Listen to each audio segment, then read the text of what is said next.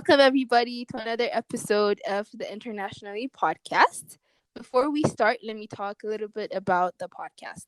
So, the Internationally podcast is going to be a space where different international students, as well as current international students, could get a glimpse of the life of international students in the US or abroad. This week, I am joined by my very dear friend Ahadu. Welcome to the show, Ahadu. Woohoo! Hey, Ruth. Hi, welcome. Hi. Thank you. Well, stay. All Excited to be right, here. so let me talk a little bit about you. Okay. So Ahadu is originally from Addis Ababa, Ethiopia.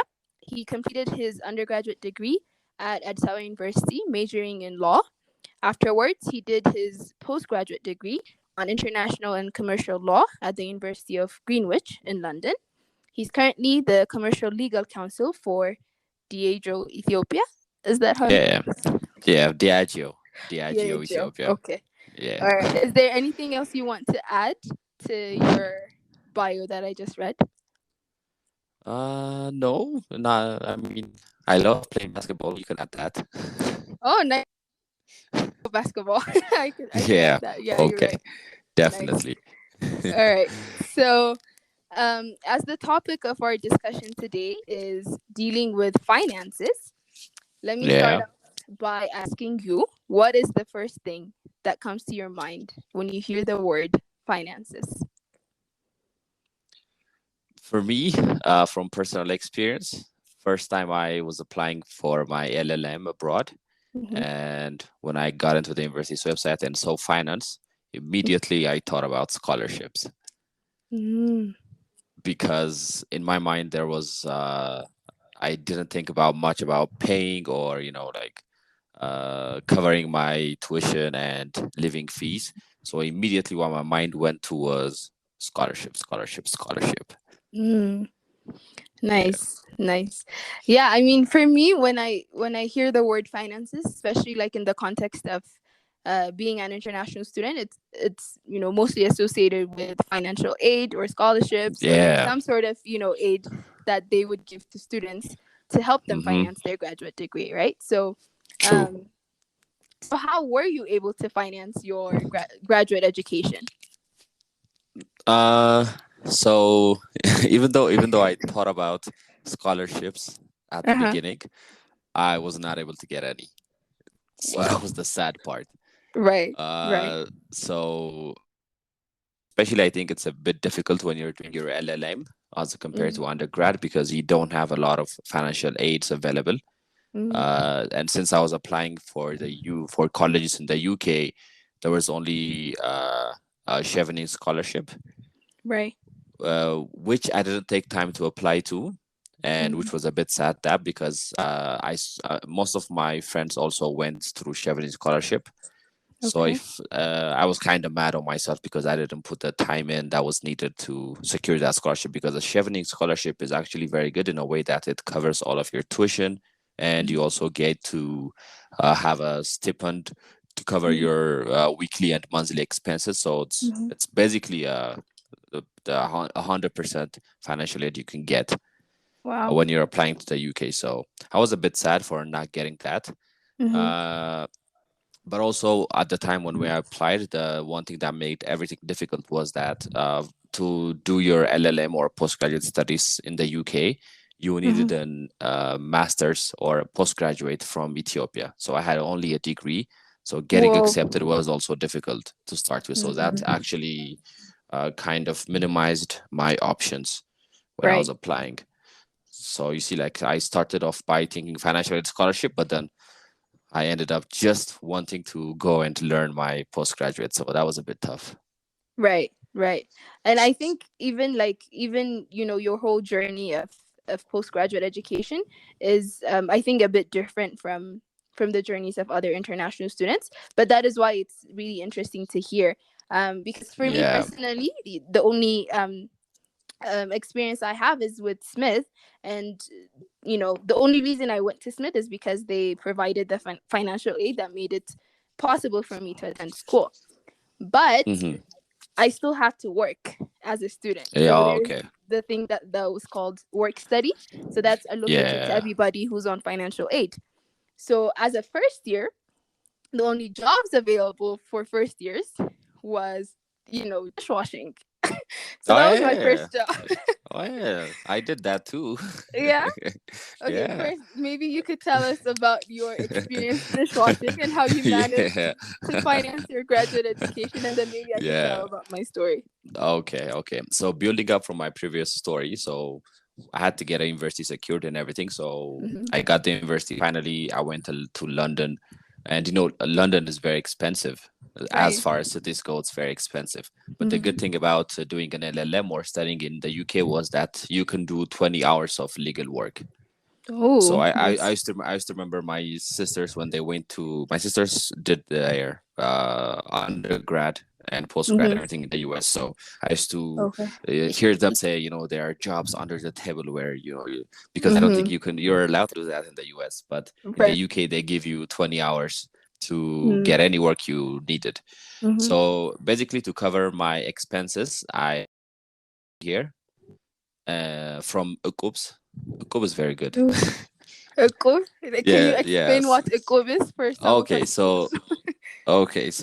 UCOB is basically this social I don't know how to frame it, but it's kind of a social activity we have in Mm-hmm. Ethiopia where you and a group of friends come together. Mm-hmm. And for example, it might be me, you, and a third friend. So every Mm-hmm. month we contribute, let's say we agree on to contribute 2,000 birr. Mm-hmm. So for the first month, if I say I'll take it, so that means I put in 2,000, I get 6,000. I would Mm-hmm. use that 6,000, and then for next month, somebody else would take the 6,000, and it goes around like this. So I had to Mm-hmm. basically to cover at least 30 or 40% of my tuition. So I did that Whoa, first. that's a lot. Uh, It's not. but I mean, a year study in UK is about, I think it was around £13,000 per year. It's just for Okay. the entire year. Okay. So like just almost 3,000, 4,000 pounds worth of Okay. food. Okay. Saving very hard. Still, Yeah. yeah, still significant, Yeah. Yeah. So did that and then finally went to the UK. And when I got to the UK, the problem was that I had to cover my living expenses. I've already secured my tuition, and then the Mm-hmm. rest I got from family. So I had to Mm-hmm. cover my daily expenses. So for that, I needed to apply for a job. Mm. So the other thing I didn't do correct was I need application process early, because in Mm-hmm. that case the university also has different jobs available in the library and dormitories and everything. Yep. Yep. So by the time when I reached the UK, all those jobs have already been filled, so I couldn't secure Mm-hmm. any jobs at the university. So there you go, I got a kitchen porter job at a local pub around the university. Wow. Was that like your first job ever? As a kitchen porter, yes. No, But just I like in mean, general. oh no. So I was working after my LLB. After finishing up my Oh, LLB, I was employed okay. for almost 3 years. But that was I Whoa. mean, for 3 years I was an associate at an investment firm. So Mm. So you that you was can your first imagine. job. Yeah, So basic. how was?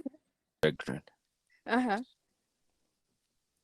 No, go Sorry, on. sorry. Well, yeah. That's So okay. basically, that was my first job after finishing up my university. My actually paid job. I had some internship before that, but Mm-hmm. never kitchen or dishwashing or anything like that. Yeah. So how was that transitioning from like this big associate job being a dishwasher in London? That was tough. That was tough. It's kind of like a reality check. Like like Right. you're this associate in Ethiopia. Mm-hmm. It's like you have your own salary. You Mm-hmm. dress well and everything, and then you try to learn your LLM, and suddenly, boom, you're in a kitchen washing dishes to survive in the city. Whoa. Whoa. But that has to be such a humbling experience, right? Oh, definitely, definitely. I think that was the most humbling thing about it. The entire process. So understanding that you could adapt, Mm-hmm. basically first to adapt and to Mm-hmm. survive, because like living abroad, you don't have anybody to rely on. You're far Right. away from everything, so you're by yourself. Mm-hmm. So luckily I had my girlfriend with me, Ami, but we Mm-hmm. also had to work. So Right. it was very humbling, and also Mm. very very. It was actually a very good experience because I do love the kitchen. I Mm. do love being in the kitchen. I do love cooking food and everything. And like although I was dishwashing, the chef took me in kind of thing and showed me how to make desserts. And then Nice. soon enough, I was promoted to kitchen assistant. So, Whoa. like I was also doing burgers, fish and chips, desserts like this, Impressive. platters. Yeah, I, I, Mm. I, I tried to survive. And I mean, Yeah. I had minimum wage at the time. Right. Like they used to pay me minimum wage, but 20 hours Mm-hmm. of that was I was able to cover most of my living expenses. And also 20 hours is not that bad because Mm-hmm. LLM is a bit relaxed. I don't know if I think Right. undergrad is a bit stressful, but I Right. found LLM to be a bit relaxed. So you only have classes a few days, so you Mm-hmm. definitely have time to work and do Yeah. whatever is necessary. Nice. Yeah, yeah, yeah. And that's such an interesting experience because as I mentioned earlier, so for me, being a dishwasher was my first job ever. And there's Okay, I've lucky never you. worked in my in my life because that was undergrad. I was 17 when I first joined college. And there's actually a funny story. I think I talked about this before, but I hadn't turned 18 yet. So they couldn't pay Okay. me because I couldn't open a bank account. So I had to Oh, work for like a month without getting paid. But then after that, they like paid me like the previous months that I oh, that I I'm glad worked. they paid you. Yeah, yeah. No, they did pay me. Obviously, that would be sad, but they did pay me. But just talking about like the kinds of, so we need to do a lot of things to finance our education, and one of the things that we have to do might not necessarily be the perfect job or like the job that we think um aligns with our academic study, or Mm-hmm. you name it. So for Smith, they had a policy where like the best jobs were available to like upperclassmen, so like seniors and juniors and then sophomores. So as a first year, you could not get any other job on campus, and you had to work, Oh, right? Like you okay. have you have to work. You're on work study. You have to survive, and it's Yeah. not like you have to manage your money. And so the only jobs available was being a dishwasher. So for me personally, I took that as like, okay, this, I have to do this. I had no other choice. And as you said earlier, like it's the same in the US. It's like for international students, it's 20 hours per week. That's like the maximum Okay. amount you could work. Oh, there's that in So the US too? yes, so that's like Okay. the legal allowed Okay. limit. Okay. Like the maximum you could work is 20 hours. So if you work overtime, you get an email from the financial aid office saying, okay, you've worked overtime, and they give you like a Yeah. warning. And then some of them, like, they check in on you. It's like, are you okay? Like, why are you working overtime and stuff like that? So we usually tend to like work within those hours that are Yeah. allowed.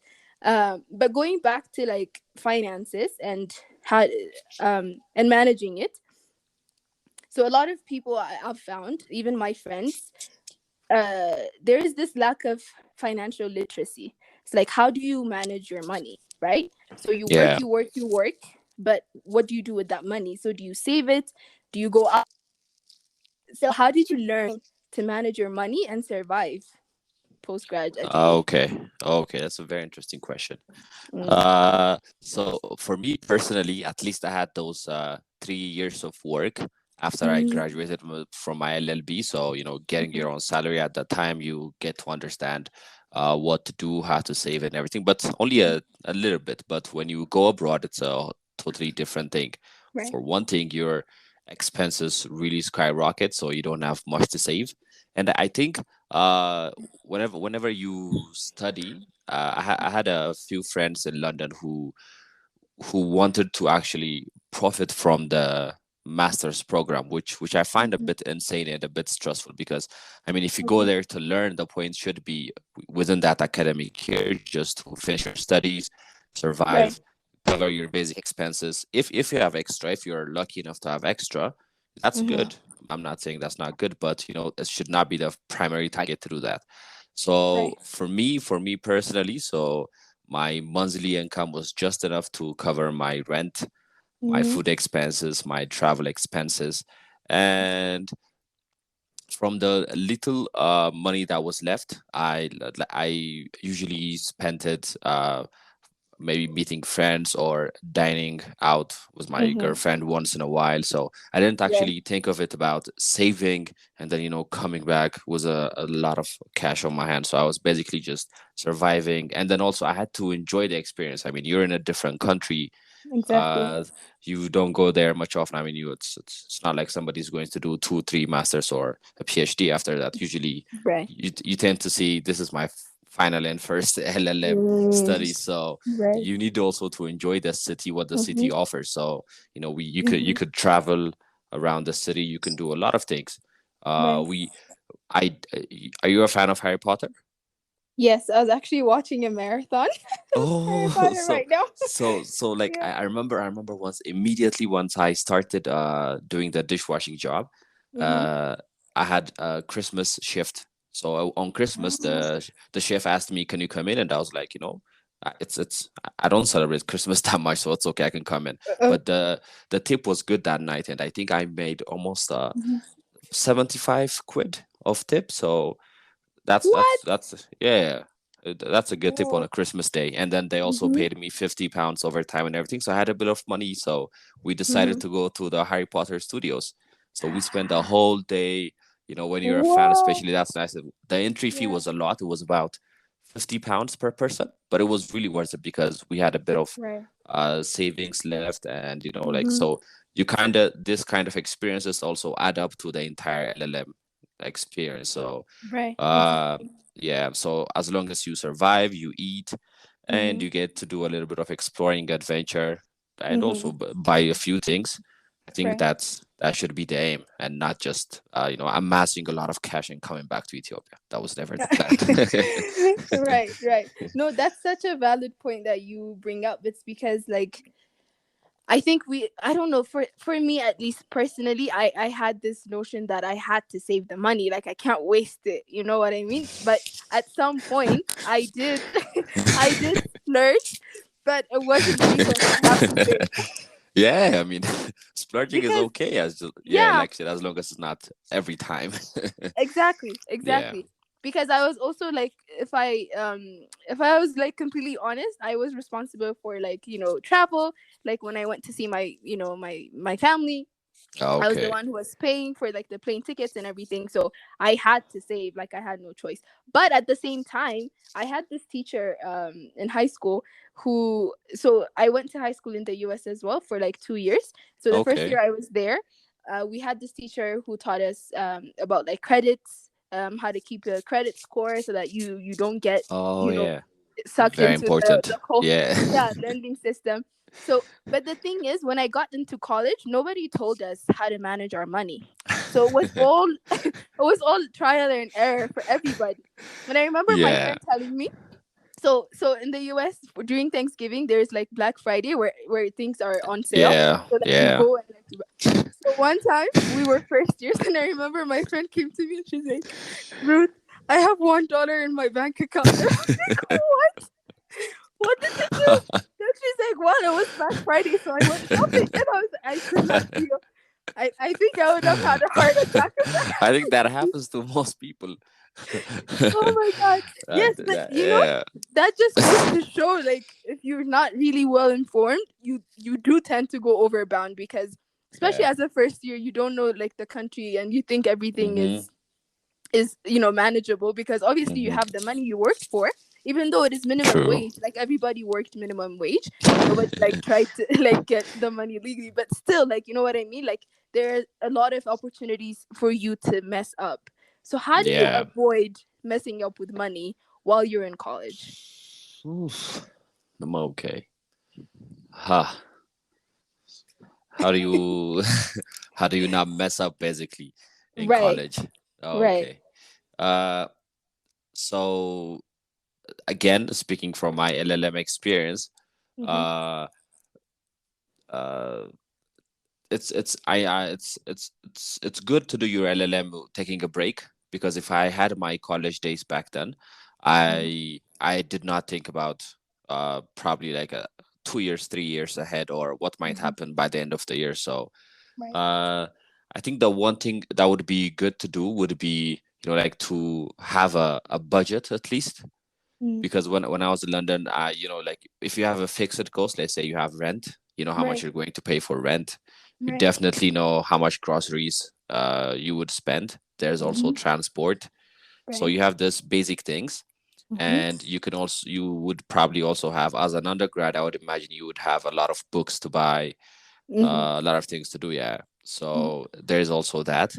And if you know all these fixed costs that you have, you usually it's if you don't know the amount that you'd say, oh, it's okay, I got it, I can get it off my next paycheck. Because and the weird thing about working in this kind of industries, like being a dishwasher or in the kitchen or in a bar, is you get I don't know if the case in the US, but in the UK you get paid on a weekly basis. Is that Okay. the same We in the get paid US? every 2 weeks. Every two Every two weeks. weeks. Okay. So you probably would think, like if you get the money, it's okay, I'll just spend it, and then the next 2 weeks bill would. So doing those type of things would be a bit difficult. So for me, what helped me was understanding what my costs were exactly, and then having always knowing that I would have that amount by the end of every month to cover my basic things, and Right. whatever is left, then I could decide, if I want to buy stuff, or if I want to do stuff, or if I want to do something else with it. So understanding your Right. fixed costs and having them written down, I think Right. that's a good start. Yeah, no, for real. Like that's such a good advice because like you brought up a point of like budgeting and like writing things down. Like as you said, like your fixed costs, like things that you have to pay. It could be like a Mm-hmm. monthly, Netflix subscription, like a lot of college students, even though like there's only one person who pays, but still like that's a cost that you are Yeah. willing to make. And one thing, Yeah. like you mentioned like books. So the trick is, like, for me at least, so it's all about information. So we had like seniors who told us to apply for these aid. So Smith has had this like aid society that you could apply for Okay. funding. So nobody tells you this Okay. though. So it's kind of like Damn. secretive, which is weird. So you apply, and then they give you money for your books, and the books are really Oh. expensive. Like one book, like especially Yeah. like the thick books, they're really, really expensive. And if you're taking like 4 or 5 classes, you could just do the math and multiply it. So Yeah. you should like look for the resources available, because there are resources particularly for international students who tend to be okay, I shouldn't make this generalization because there are international students who could afford it, but the majority of international students at my school weren't able to afford it. So we were applying Mm-hmm. to these resources and scholarships to help us fund our books, and especially during winter you're gonna need your Mm. boots and like your winter coats. And there were Yeah. like secondhand winter coats, and we went and we got them. Like nobody's gonna buy like the $700 Yeah. Yeah. Canada Goose No, winter coat, exactly. Yeah. right? You did raise a good point there. Like I think for you, like talking people who had experience before you Mm-hmm. is Mm-hmm. always good, because like Right. it's very hard to be immersed in a system or in a country where you have no idea of, and try Mm-hmm. to see, oh, I got this, try to say, I got this, I'm going to figure this out. It's always Right. better to ask people who've already went Mm-hmm. through that, because they Mm-hmm. would give you angles that you probably have not thought about Yeah. until you have that conversation with them. So Yeah. yeah, asking people who've if you're going for your undergrad, asking people who went to that university in undergrad. And it's not Mm-hmm. hard to find those people nowadays, because it's just with social media just going everywhere, Exactly. you can have that. Yeah. And Yeah. always, if you're also applying for your LLM, asking people who went through the same route, Mm-hmm. you Mm-hmm. definitely get tips and how to do, and that Yeah. would obviously make it a lot easier. So yeah, that Yeah. was a good point you raised. Right, right. No, for sure. Because what I found out, so I was lucky to like know someone who went to my school before I went there. So that really helped me.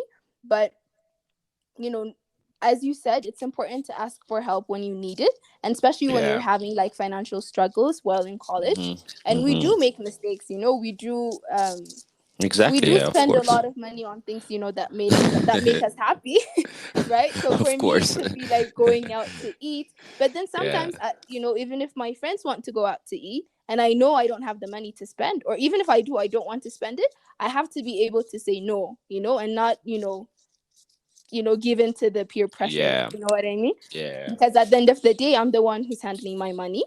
And money is like really, really important, especially in the US, obviously, and I'm sure everywhere else.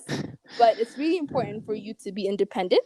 And that's one of the things that I learned as a college student. It's like your independence is also financial independence. It's not just the fact that you're there alone, but the Yeah. fact that you could handle your money, you work for your money. And it feels different when you spend the money that you've earned Oh rather yeah, than the money that always. has been given to you. Always. Do you Oh my agree? God, always. Oh, I definitely agree. I definitely agree. Especially when your money is earned through dishwashing Oh my or God. doing something, honestly, Right. like standing in that like sink for like 4 or 5 hours straight, scraping on, Yeah. plates, Right. pans and everything. Right. Who that money would you would have a hard time spending that money. So that actually gives you like a Yeah. reality check. Like you can't Exactly. just be spending that hard won money on just some basic things. So Yeah. that also always that used to always stick in my head. Like Mm-hmm. like I can't spend this money just easily. Like I can't just buy a $15 burger. I could just have $2 burger because this money is a hard Mm-hmm. fought money. Like so those kind of experiences are actually I know. very teaching also in a way. Mm-hmm. Like you kind of understand. Okay, uh especially in this kind of jobs in this service industry, I bet being a bartender or being a waiter and also doing Right. something in the kitchen, I think it's kind of like you said in the beginning, it's a humbling experience in a way that Mm-hmm. you understand what it takes to make money. Right. And you get to appreciate how fortunate you are that you're doing Mm-hmm. this not for life but for just a small spell in your time, and that you whenever you get into such situations and whenever you Mm-hmm. see people working in that industry, you actually develop your respect for them. Right. And yeah, Right. it's a totally humbling experience, like you said. To say the least. To Yeah, I say the know. least, yeah. I know. I Can we like just talk about like the dishwashing experience, because I think for me at least, like for the majority of people in the US, that's how they start at like their first job. And I was Yeah. really surprised that was what I had to do even though I was in college. Like, you know what I mean? So it Yeah. was part of like a rite of passage. Like I had to go through that for like a whole year before I could like get the other jobs in the library or like, residence life, which I did Yeah. afterwards. But particularly about like the dishwashing job, do you have like any funny story or any memories that you'd like to share while you uh were doing your dishwashing job that taught you something in life? oh, oh, first day, first day. Mm-hmm. So like when I applied for a dishwashing job, I mean, I went into this job application website, and they said apply for a job. I looked for somewhere close by. I didn't want to Mm-hmm. go far doing Right. dishwashing or whatever the job was. So Mm-hmm. I saw this pub, and they said they needed a kitchen porter. I applied, and they said, okay, come tomorrow for your interview. Mm-hmm. So the interview was supposed to be at 3, and Okay. some friends from Addis who were in London called me up, and they said they were there. So I was like, I have this thing at 3, but I would try and meet you guys around 4. Right. So I'll be there. And then I went for the interview, like thinking I would meet my friends later on. So I had like Mm-hmm. good clothes on and everything. And that was the first time I knew that for dishwashing, the interview is actually dishwashing. So Oh I my got I god. got to the above, and I was like, this is me, Ahadu. And the chef was like, okay, here's your apron. And I was like, why the hell are you giving me an apron? And she said, 2 hours, you got to show me what you have. And I was like, but I'm not dressed for this Wow. job, or I have friends. And then she Whoa. was like, 2 hours, I give you 2 hours. So I had to Wow. like just take off my Right. jacket with my own pants, shoes, and nothing changed. Just put on the apron on Right. and straight to dishwashing immediately. It was basically like an audition. And at that time, I Wow. learned that I gotta be ready for anything. Anything can hit you at any time. I thought it was Wow. going to be a formal interview, like, oh, what's your name? What Yeah. did you apply? Hmm. Damn, I had no idea it would turn out like that day. I know, but you passed. You got the I job though, did right? pass. I did pass. Yeah, it So was that's flying what counts. colors. Okay. Okay. But like, no, seriously. But that's so interesting because I mean, I would for us there was no interview or anything. They just train you on the job. So, the Oh, first day they like, take you around. Okay, this is the water, the soap, whatever goes through the machine, just nothing. take it out. I was just told, here's the sink, here's the washing machine. You rinse Yeah. things off. You just Mhm. pass it through, and Right. then once you're done, you Right. have to put it in different shelves. And Right. imagine it was just an audition, and I was confused, and Wow. and dishwashing is a very difficult thing. Honestly, it's physically, because the plates they use Exhausting. are just heavy, and then Yes, and you would hot. have to, yeah, very Mhm. hot usually, Mhm. and then they put in pans just out of nowhere, and it was and when the pub was busy, like you would have this shit ton of plates coming in. Oh, Right. ah, I know. don't I was I just know. remembering it is just tired. I know. See, that's the thing. Like these kinds of jobs, they're like manual and they take so much Yeah, from you and very, very very manual. exhausting. Yeah, Yeah, I remember very after my physical. dishwashing shift, I couldn't study or anything. I would just go to bed immediately Yeah, because it was just definitely. purely, exhausting to do It's these very things. exhausting. It's very Yeah, exhausting. The weird yeah. thing about this kind of job, especially going from Ethiopia, is, at first, I did not feel confident enough to tell even my parents that I was washing dishes in a Whoa. kitchen to afford living in London, because like in my mind, all I was thinking about is, Yeah. this guy actually went to London to wash dishes, and people scolding me, or like Mm, saying, because that's you know true. how Ethiopians are, Right, right. how they Of course. talk.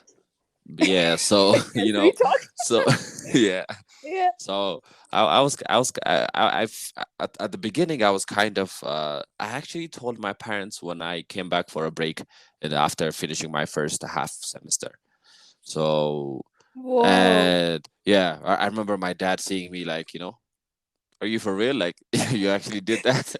And I was like, yeah, I did. It was a very good Well, experience and all that. So there's uh, that too. There's that too. right, right. No, Yeah. that's such a valid point, and thank you for bringing that up, and thank you for sharing that because I didn't actually think about that, but it's true. People have different opinions when it comes to like certain professions for certain Yeah. people, and if you've grown up not doing dishes, people wouldn't expect you to do dishes for college, Mm-hmm. right? So, Yeah. and especially like I'm just gonna put it out there, like for the gender, like you're a man like doing dishes, especially in the Yeah. Ethiopian You can context, imagine. right? But that's the Yeah. thing though, like the skill that you had, it kind of paid off, right? Because It if you did. had been like, oh, I don't want to wash dishes. I mean, did you wash dishes before that? I don't know. I'm just making an assumption here. I mean, But you can wash a couple of dishes at home. It's okay, right. but like Yeah. doing it professionally in the kitchen, Like right. nah. Right. Yeah. Mm-hmm. No, you're right. That brings its own sort of meaning, and I do understand how other people might perceive it. Yeah. And but at the end of the day, that's how you make your money, and you have to survive. So there's no, Definitely. um, you know, Definitely. And I actually did yeah. learn a lot from it. So, like I said, I loved being in the Mm-hmm. kitchen. So, in London, like, everything pays minimum wage, whether you're a Right. bartender, a waiter, or a kitchen Mm-hmm. porter, or whatever. So, it Mm-hmm. wasn't like, like being a dishwasher is like the least paid thing. It was, everything Right. was equally paid. So, like, That's once I true. started that, yeah, I Mm-hmm. learned about the kitchen. I developed my Mm-hmm. knowledge of, I love cooking also. So, that That's helped great. me a lot. Yeah. Right. Right. Right. But I was Yeah. really glad it ended. Yeah, I mean, I'm glad it ended too. But Yeah. it was nice while it lasted. And I remember I had this supervisor who was really, really sweet to me. And she mentioned, so I took my job like very seriously to the point where I would Okay. be like the last person to leave. Like I was very, very serious about, because I was like, this is my first job. I can't fail. You know what I mean? And so one day she comes to me and she's like, Ruth, you Ethiopians, you're so hardworking and dedicated. And I was like, what? So apparently, the person I knew before me, she was also like very strict and like, did her job like Okay. to the. And she like noticed the pattern, and she was like, what do they teach you in Ethiopia? And I was like, well, I couldn't Well, even answer that question. But I think, growing up, like, I was taught, like, every single profession, we have to respect it, and there's nobody yeah. who has, like, a profession that's below you. It's just you have to respect everybody in their own endeavor. And so when I was, given that responsibility, I had to take it seriously. So, but that's also a funny story, and I kept telling people that. But so Yeah, going back there's to our, also huh? there's also the point that, like when you're actually doing work to survive, Right. not doing that work properly, in the back of your head you start to think, what if I lose this job? So you wouldn't have anything to survive on for, Right. like a week or a month, or Right. God forbid more than that. So you Mm-hmm. really get to work really hard. So Mm-hmm. that's when it's actually becomes really tiring, because you don't want to lose that job, you don't want to lose that Exactly. lifeline. Yeah, and then you work Exactly. really hard on it. Exactly. And you get used to it too at some point, after you do Yeah, it a of couple of course. times, you're like, yeah, this is life, I'm earning my money this way. Yeah. Um, yeah. So going back to our like topic of like finances, how have you seen your friends who have been in a similar situation handle their money? uh so during my LLM, uh my girlfriend also had a job to cover our living. So she used to work at a Mexican place, like Okay. at the station, like a Chipotle kind of lineup. Yeah. So, like, what do you want? Yeah. Beans, rice, and then Mm-hmm. she used to do that. Mm-hmm. So me and her were actually around the same industry. So, like Mm-hmm. we used to handle our money properly and everything. But Yeah. I mean, uh, a lot of people who actually were in London, Mm-hmm. since, like I said at the beginning, it's a very expensive city. A lot of people had problem saving, but I also had Mm-hmm. friends who worked 20 hours legally, and then, a bit of On the side. extra. So yeah, on the side, Mm-hmm. yeah. So Mm-hmm. they used to get definitely more money than me, and their lifestyle is kind of also like I said, like there's enjoying, Right. but I tend to enjoy within my limits. Mm-hmm. So, for example, there are some, I can't go to a club in London. I was trying to survive and, like spend Yeah. certain amounts of money. So there were a Mm-hmm. couple of people who did that. Mm-hmm. But everybody's different, and everybody has their different ideas of managing money. But Right. for me, it was all about surviving and, doing Mm-hmm. good in my LLM, and Mm-hmm. making sure it was all worth it as an overall experience. So Right. yeah, Right. it was. No, that's true. Yeah. I mean, I think you're right. Like everybody has a different experience when it comes to handling money, because some people are raised Mm-hmm. with like money around them, so it's never a problem. But some people Yeah, have had to work for it for a while, and so they do take yeah. it seriously. And it's the same with me. Like I had friends who used to splurge and like go out every week, and then I had friends who Mm, didn't. So I think one of the key things in like handling your finances in college or in graduate school is like knowing what serves you best, right? mm-hmm, And then mm-hmm. following that regardless of like what everybody around you is Yeah, doing. yeah. You gotta have an objective set. Like, you have to understand Mm-hmm. what you're there for, what your mission is, and, like, what are your priorities. So Right. once you have that always in the back of your head, you should be good to go always. Right. So, Yeah. as we're ending our wonderful conversation, what advice do you have for prospective international students, for current international students who are dealing with the topic of finances? Uh, so first thing, I want people to understand that it's all worth it at the end. Like, don't listen to people who say, like, it's going to be difficult or anything. It's going to be difficult, but it's going to be like a very sweet ride, like you would reflect on and enjoy it. So Right. uh be ready. Like, if you can, always take your time first to apply for financial aids, Right. always, and try to discover a lot, because nowadays not only the university gives scholarships, but different governments have different programs, Mm-hmm. NGOs.